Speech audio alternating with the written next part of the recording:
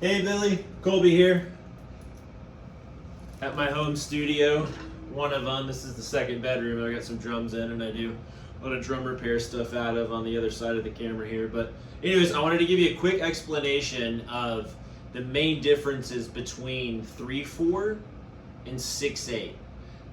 The main difference, and I should preface this with, I'm going to send you a picture of two transcriptions of grooves. One's going to be a 3/4 groove and one's going to be a 6/8 groove, and this will help to visualize what I'm explaining here.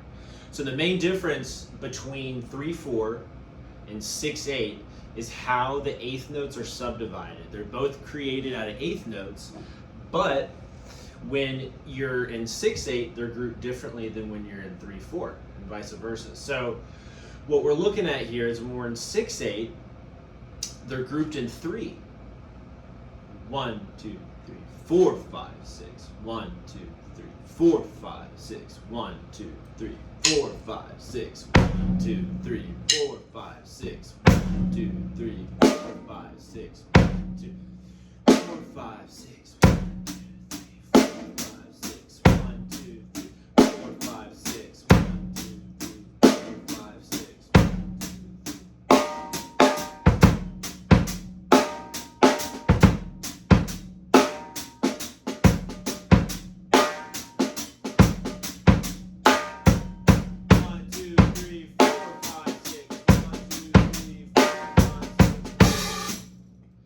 Notice there when I was counting, the snare drum was on beat 4. 1, 2, 3, 4, 5, 6. 1, 2, 3, 4, with the kick on 1.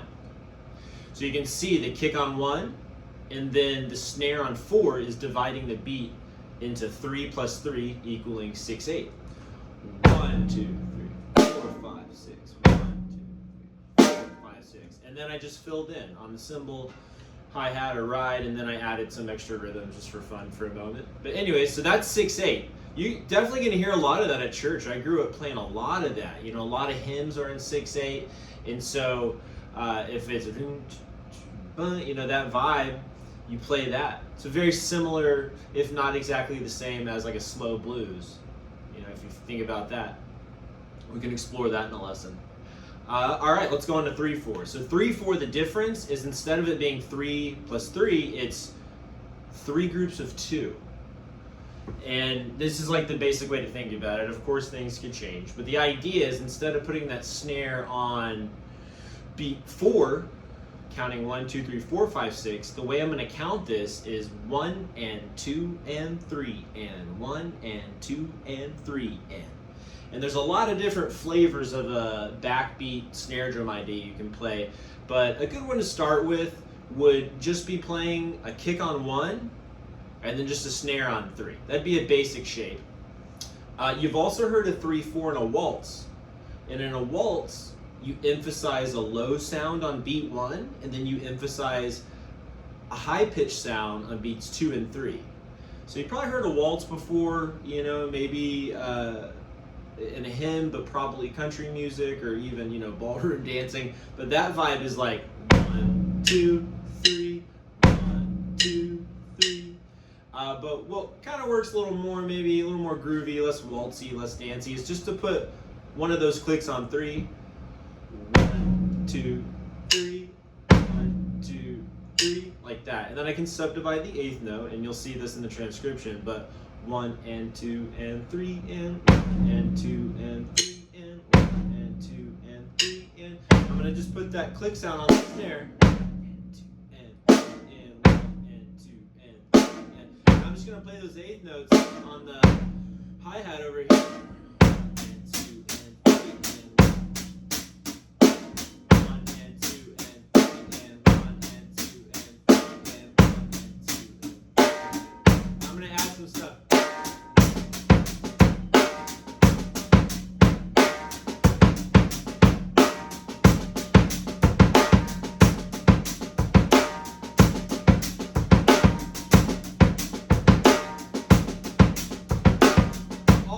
You can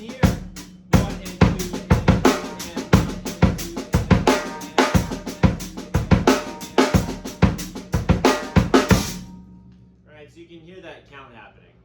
So that's the basic difference. So just a quick comparison of them. You can feel the different vibe when you're in 6/8.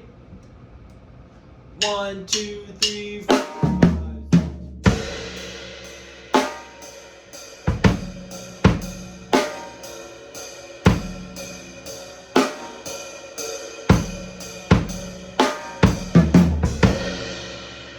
But when we're in 3/4, kind of the same voicings and everything, but different groove. 1 and 2 and 3 and.